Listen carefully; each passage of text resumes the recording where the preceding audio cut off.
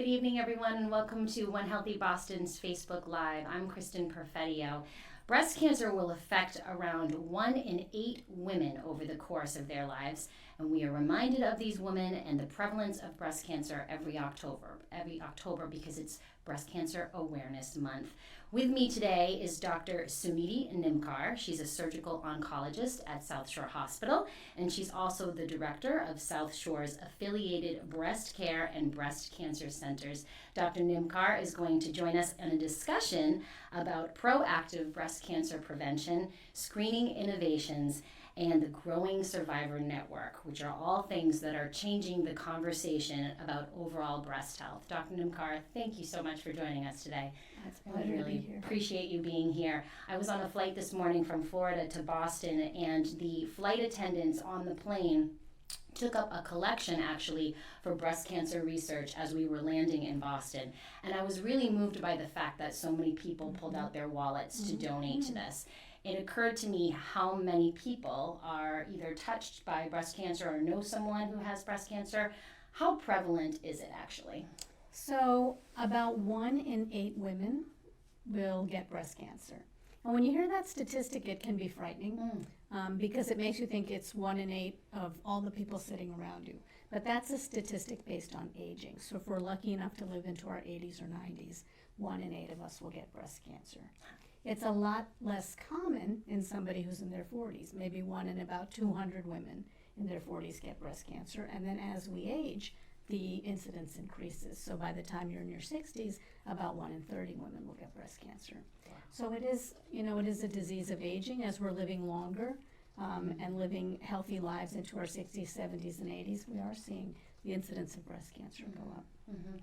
How are we doing in the fight against it? So it's interesting what you brought up about the collection on the plane. I think because everyone really knows about breast cancer, it's been something that's been in the press and is well documented, and because it touches so many lives, there's been a lot of great research being done. And I think probably one of the things that excites me the most about being in this field is that because there is constant and robust research in this subject, the topic of how we care for people is always changing in a favorable way. Okay, and I think that's so important. Amazing. We do want to welcome our viewers at home to send in any of their questions. If they have questions, Dr. Nimbkar will do her best to answer them for you. I would like to talk a little bit about the misconceptions that surround breast cancer. There's quite a few, right? Can you talk about some of those? Sure. I think the biggest misconception is that it's a disease of young women. Certainly, we hear the stories about young women developing breast cancer, and it is an absolutely essential and important topic. But I think people forget that it's a disease of aging.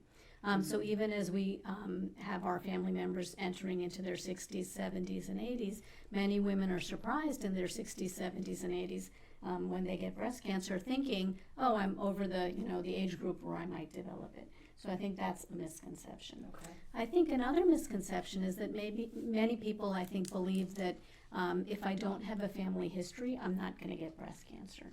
But from what we know, probably only 5 to 10% of breast cancers have a genetic or a familial link. The rest are sporadic. And so we may never have a family history and still have a risk of developing breast cancer. Okay. Could some of the misconceptions surrounding the fact about, I'm not going to get it past a certain age have to do with the mammogram screenings, that after 55, that yearly mammogram is not necessarily required, so people think, oh, I'm in the clear at that point?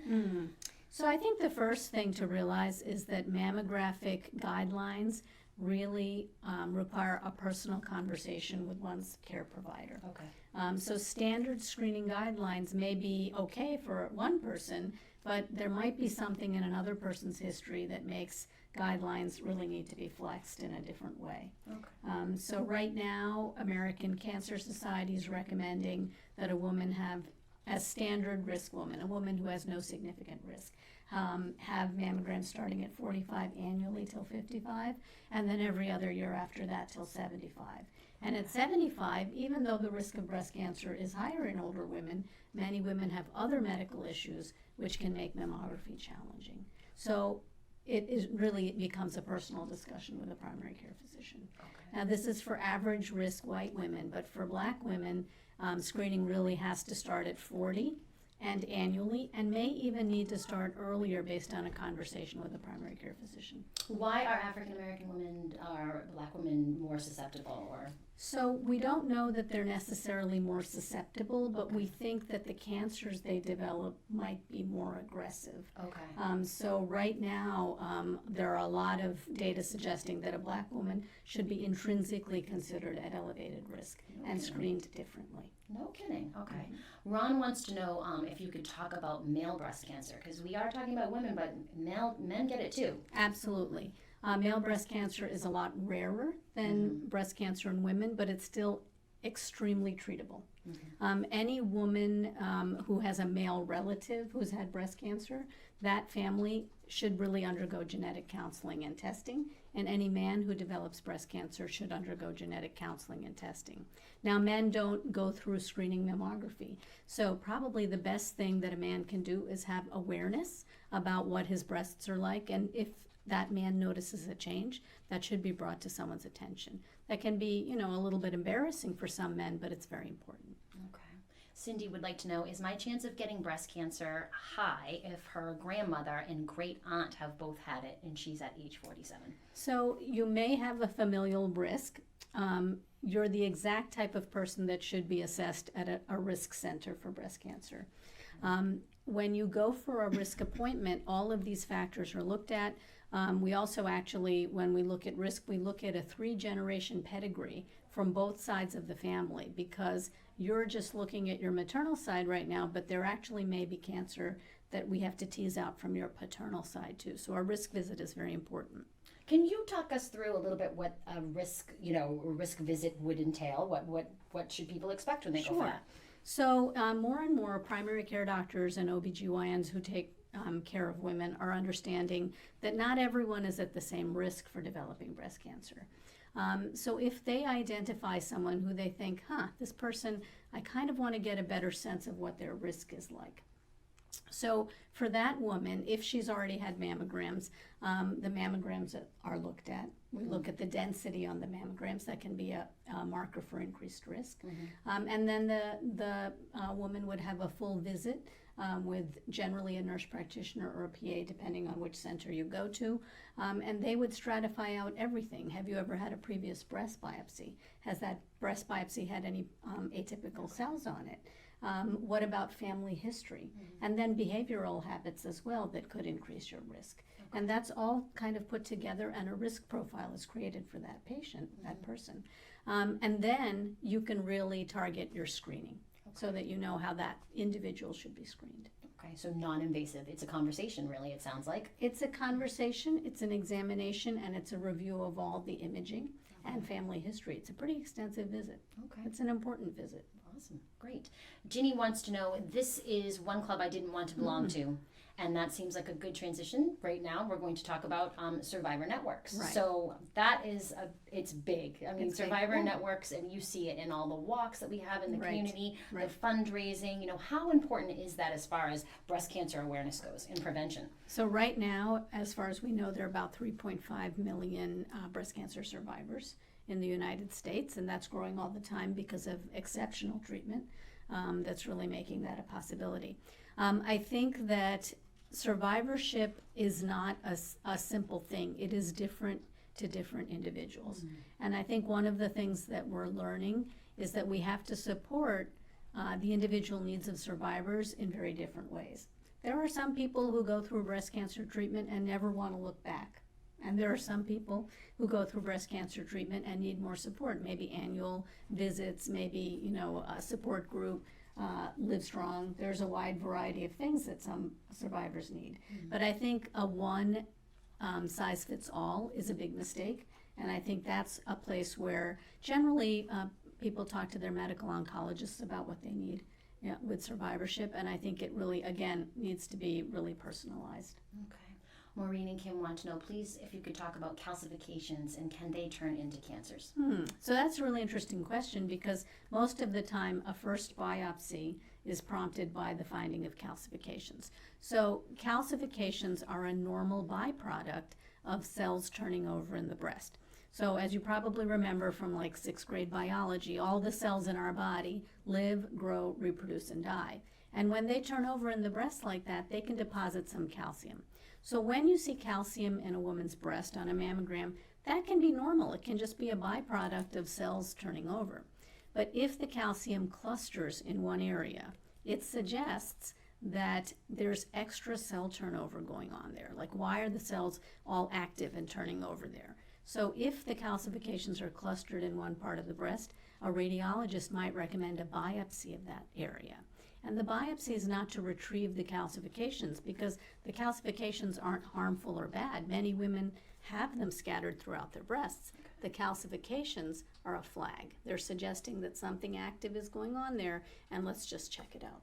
Interesting. Okay. Let's talk a little bit about the breast density. I mean, lots of women have very dense, fibrous breasts. You know, how is that? Is it first of all, is it even a red flag for potentially being screened further for breast cancer? And what does that mean? How does it make things a little more difficult for detection? Sure. So our breast tissue is made essentially out of two elements. We have the dense tissue, which is actually the glands of the breast that were useful when you were nursing a baby. That's what would make the milk. And then the rest of the breast is fatty tissue. Now, as we age, the glandular tissue generally becomes less, and the fatty tissue becomes more. The glandular tissue is what looks like dense breast tissue, or what density is on a mammogram. Everyone, hope we didn't lose you with little technical difficulties there, but we're going to continue our conversation with Dr. Suniti Nimbkar. Again, she's a surgical oncologist at South Shore Hospital, and we're talking about breast cancer awareness. We were having a conversation about controllable and uncontrollable risk factors for breast cancer, and you were talking about controllable risk factors, which were smoking and alcohol. What are some of the others? So smoking and alcohol, as we discussed, we do recommend exercise as a way of lowering your risk, and we recommend 150 minutes of exercise per week. And that doesn't have to be very aggressive. It can be as simple as walking.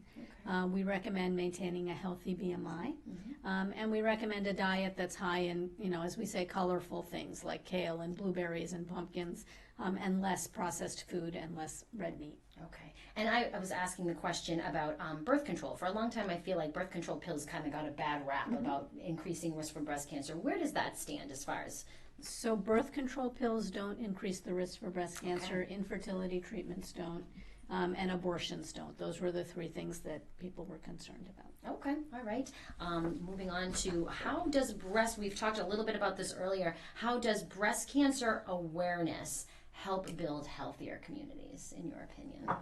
So, I think the interconnection of the people that are learning about screening, learning about risk, and then at the other end, people who are survivors. I really do think that they play off each other and they help each other.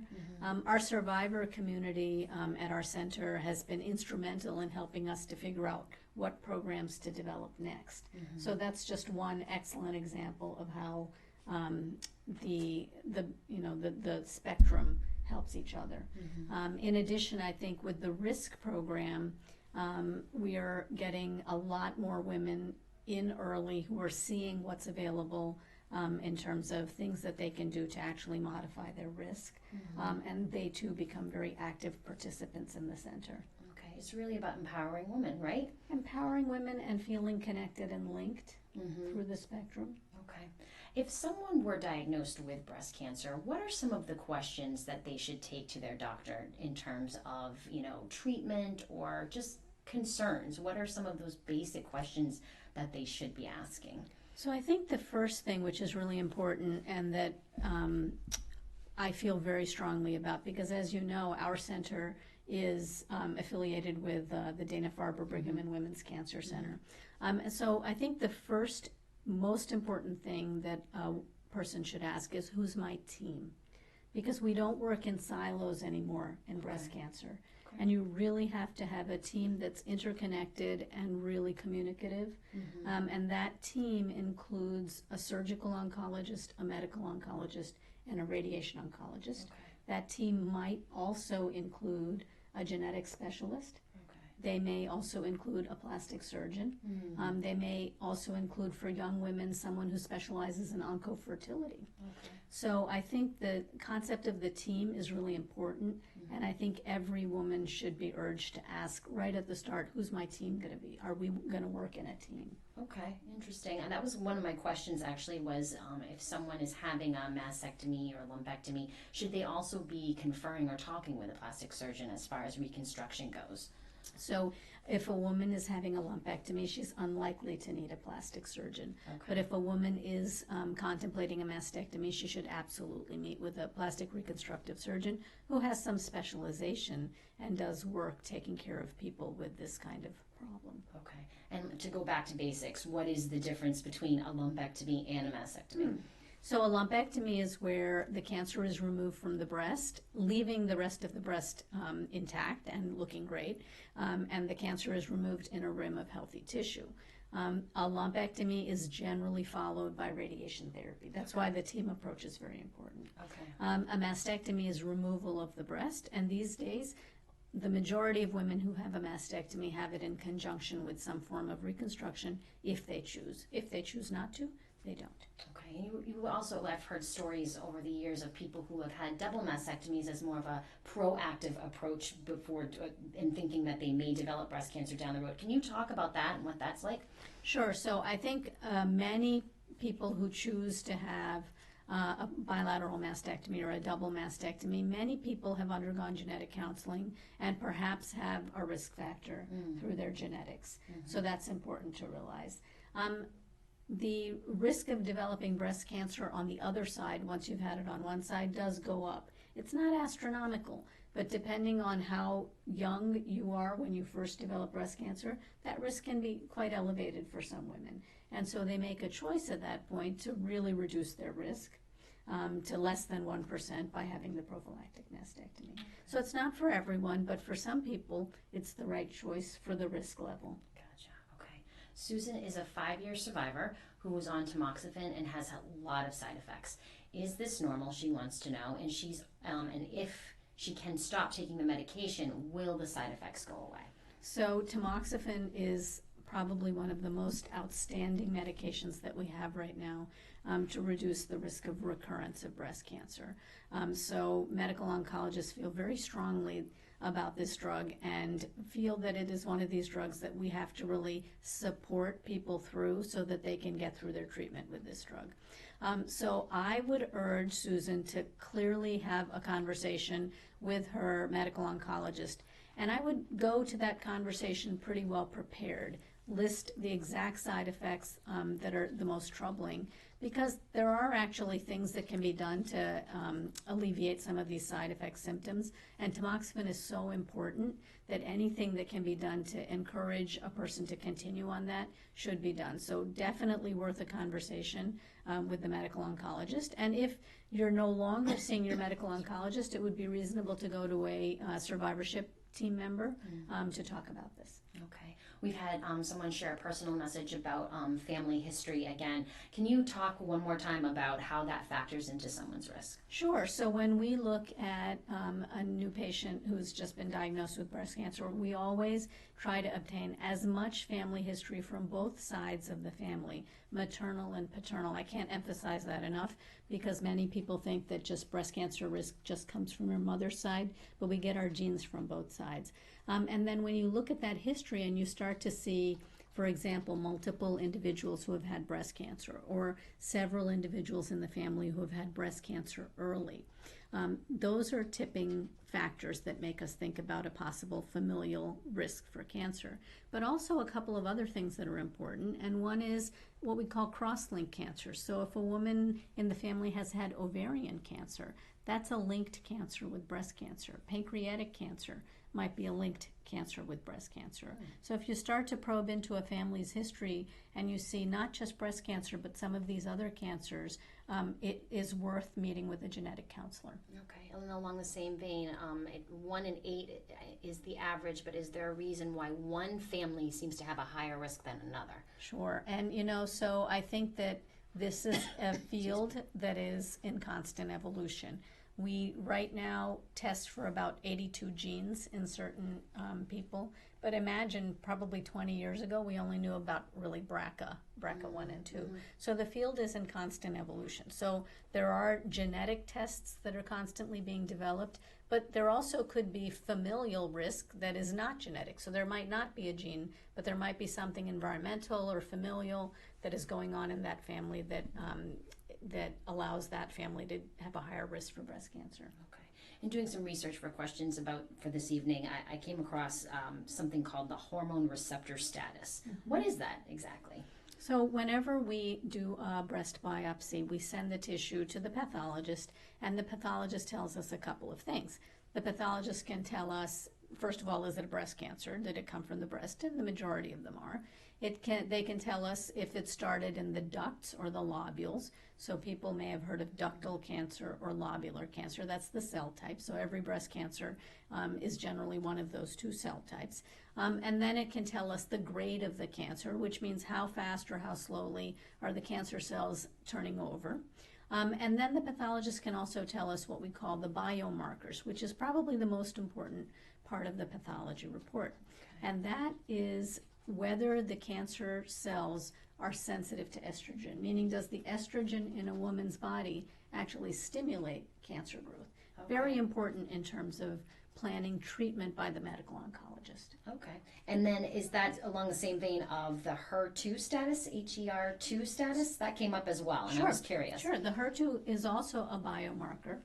It's not a hormone, but it allows the medical oncologist to determine if immunotherapy is required. Okay. All right. And how important is it if someone's been diagnosed with breast cancer and they're looking for treatment to get a second opinion? So I would say a second opinion is always indicated if a person feels unease about any of the decisions that are being made. You know, I always encourage a person, if you don't feel 100% comfortable in what I'm telling you, what I'm explaining to you, if you don't feel just completely at peace at the end of these conversations, then it's worth getting a second opinion. Okay. Yvonne was diagnosed at age 33, and she asks you to talk a little bit about the importance of self-exams. That's a big thing. It is. And so at this point, the American Cancer Society, the family practice organizations, the various OBGYN organizations, it's not clear to us that there's a benefit to that old kind of paradigm of every month in the shower with a soapy hand, examine your breast at the same point in your cycle. Because they found that it actually causes more anxiety, and it kind of shifts the burden of responsibility of finding an abnormality of the breast to the person as opposed to the system. Okay. Right? So what we recommend now is self-breast awareness. So know your breasts. Know if there's a change. But you don't have to persistently once a month with a soapy hand get in the shower and examine your breast. You probably will be having some form of examination with your primary care physician once a year. But self-breast awareness is probably the most important thing. Okay. I was thinking today too, again, getting back to the being on the plane and people donating to breast cancer awareness. You know, so many people know someone, again, who's been touched by this disease. What can we say for those who are on the sidelines watching a loved one go through this? What types of things can we say to them? What can they be doing to help that person battle this disease? No, I think that's a great question. I think that my experience has taught me that each person who's going through this needs something different. And I think that we, as the ones who are caring for the individuals, can't really give people a cookie cutter and say, okay, now you should be sad, now you should be, you should be happy that everything's over. People go through treatment and the emotional ramifications of it at different paces. And so I think it's really important to understand that there are very, very many different ways of dealing with something like this. And that we should be accepting of all ways, whether it's anger or sadness, or it seems like a person might be, quote, clueless. It's just there are different ways. And at different times during the course of treatment and survivorship, different emotions will come to the forefront. Okay. If you had one soapbox, one takeaway for our folks at home today about this topic, what is it that you would like them to know? So I think that the most important thing that I can say is, and the reason I do this is because the advances that are being made are just so amazing and reassuring and reaffirming. So I think that it's just a disease that is really being aggressively looked at with great strides being made. Dr. Nimbkar, thank you so much for joining us today. We really appreciate your expertise and your time here. You're welcome. We want to thank everyone at home who sent in their questions today. If you had missed this segment, you feel free to log on to onehealthyboston.com to learn more. We look forward to seeing you again next month, and we thank Dr. Nimbkar for joining us. Thank you so much.